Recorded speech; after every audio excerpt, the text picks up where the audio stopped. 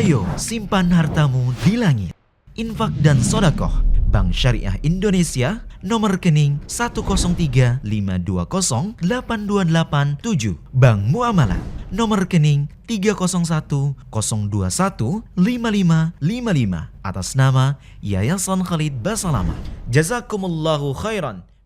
Ada penanya yang masuk melalui WA ya, dari hamba Allah, seorang akhwat 32 tahun, sudah menikah dari DKI Jakarta, dari 0812, 2 lagi, 63 kali, sekian-sekian.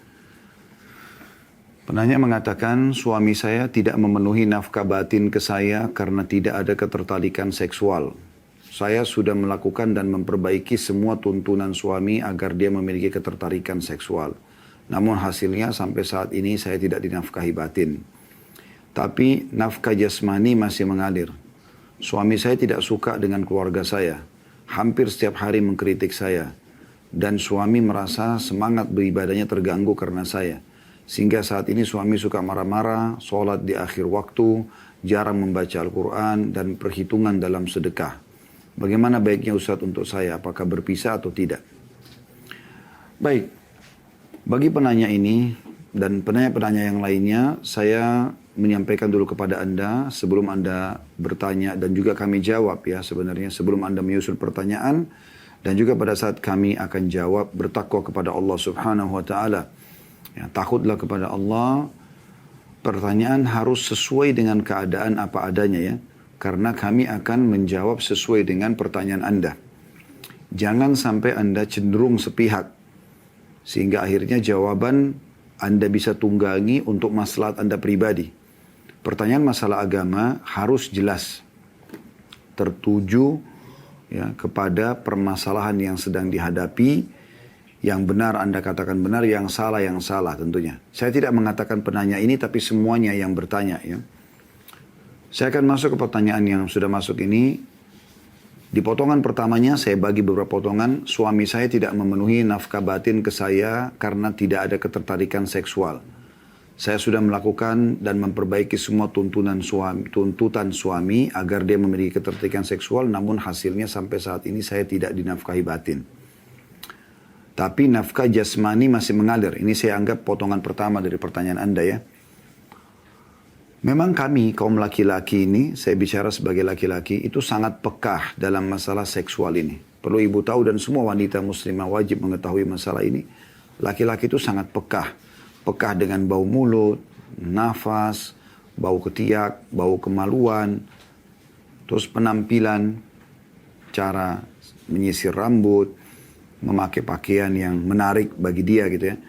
Kalau ada yang luput saja dari masalah ini, maka mungkin membuat dia tidak tertarik untuk melakukan itu. Tidak tertarik untuk melakukan hal tersebut. Dan itu normal. Semua laki-laki akan sama. Dan banyak laki-laki tidak mau membahasakan karena khawatir istrinya tersinggung. Oleh karena itu setiap muslimah, setiap istri wajib bagi dia. Karena ini melayani biologi suami kan kewajiban. Maka wajib bagi dia menjaga semua rentetan biologis itu. Di antaranya tadi menjaga bau badan, mulut, ya, nafas, kemudian ketiak, kemaluan. Ini anggota tubuh yang sensitif ya. Harus dijaga. Jangan Anda sembarangan makan karena hanya hembusan nafas Anda mengganggu. Atau bau mulut, ya, atau ada lubang di gigi. Usahakan Anda selalu sikat gigi, ya, dan juga kumur-kumur pakai mouthwash mungkin ya. Sampai kata Nabi SAW, aku diperintahkan bersiwak sampai aku mengira ya, aku akan ompong karena seringnya disuruh membersihkan gigi itu. Begitu juga dengan bau badan. Anda tahu hadis Nabi SAW, kata Nabi SAW, kalau kalian datang dari safar, janganlah ia masuk menemui keluarganya sampai dia memberitahukannya, agar para perempuan atau para istri itu ya, menyisir rambutnya dan mencukur bulu kemaluannya. Jadi ada hubungannya, hubungan biologis dengan masalah itu. Kerapian, kebersihan ya. Itu juga dengan baju yang dia suka, potongan rambut yang dia suka, penataan rumah yang dia suka ya. Saya tidak tahu tuntutan suami Anda ini seperti apa, tapi ini saya bicara secara global. Kalau apa yang saya bahasakan tadi Anda sudah yakin, tidak ada bau badan lagi ya. Karena gini, kadang-kadang kita sikat gigi nih. Kita pakai mouthwash untuk bau mulut misalnya. Itu dalam hitungan 10 menit saja sudah berubah. Kalau apalagi, walaupun Anda tidak makan dan minum apa-apa lagi ya, tapi itu sudah cukup untuk mengubah. Kembali kepada bau awal atau minimal sudah menghilangkan bau wangi daripada odol yang sudah kita pakai gitu. Jadi memang menggunakan ini bukan sekali saja, tapi beberapa kali. Setiap saat diperlukan. Kalau perlu setelah ngobrol sama suami, ternyata belum terjadi interaksi biologis, pas sudah ada arah ke sana, Anda kumur-kumur lagi. Itu penting. Karena itu sensitif sekali bagi laki-laki. Dan kebanyakan laki-laki tidak mau berbicara. Mereka, kalau yang beriman, mengekang itu. Kalau yang fasik, udah, dia lampiaskan kepada yang lain. Anda tahu apa yang dijual oleh pelacur-pelacur na'udzubillah di luar sana? Ya?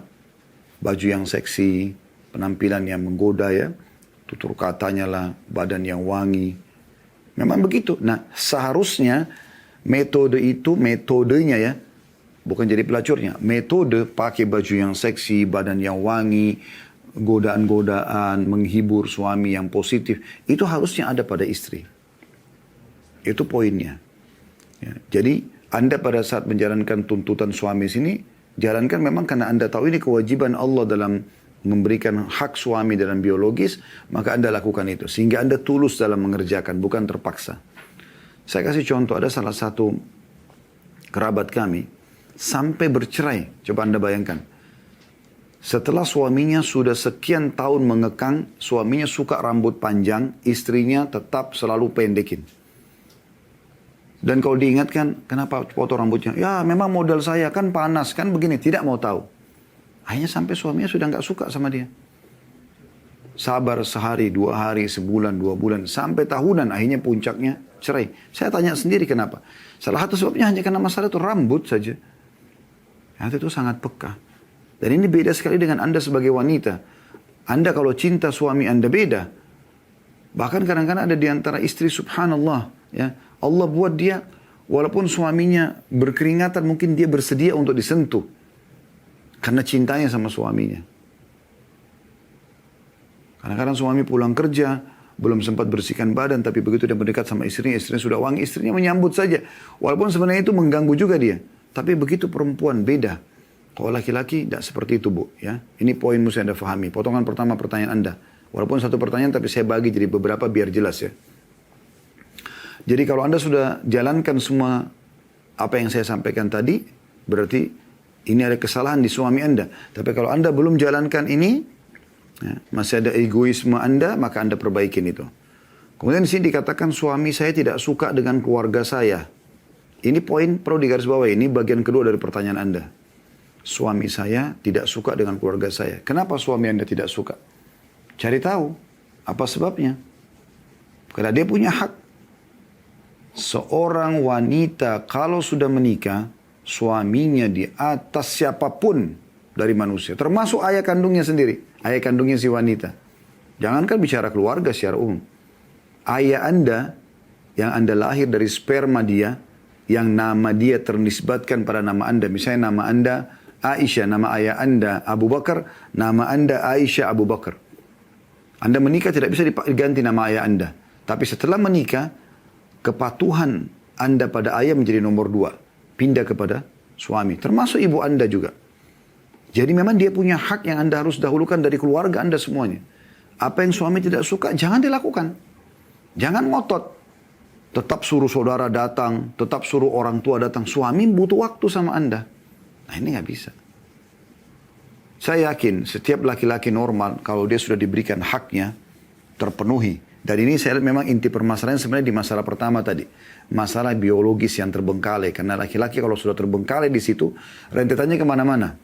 Termasuk masalah emosional, ya. Termasuk masalah tadi dianggap kurang bersedekah, ya.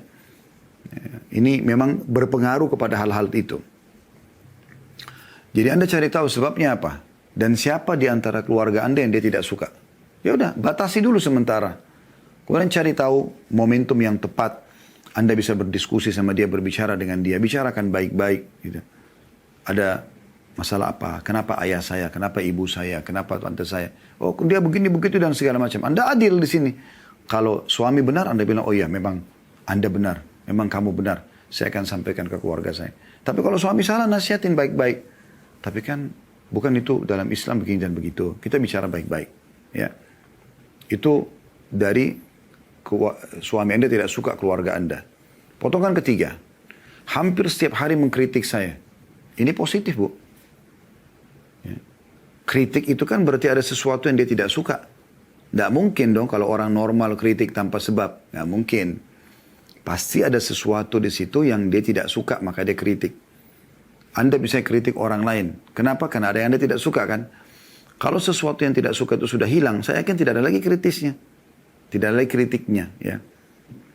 Dari sini Anda ambil positifnya. Apa kata Umar radhiyallahu anhu? Saya akan terus berterima kasih seumur hidup saya kepada seseorang yang mengingatkan satu kesalahan saya. Beliau menerima. Kalau selama ini orang selalu puji kelebihan kita saja tanpa mengingatkan kekurangan kita, maka ini jadi masalah baru ini. Karena kita tidak pernah tahu yang mana kurang dari diri kita. Kalau yang lebih sudah oke, tapi yang kurang bagaimana? Kadang kita butuh perbaikan, kita kan manusia, punya banyak kekurangan.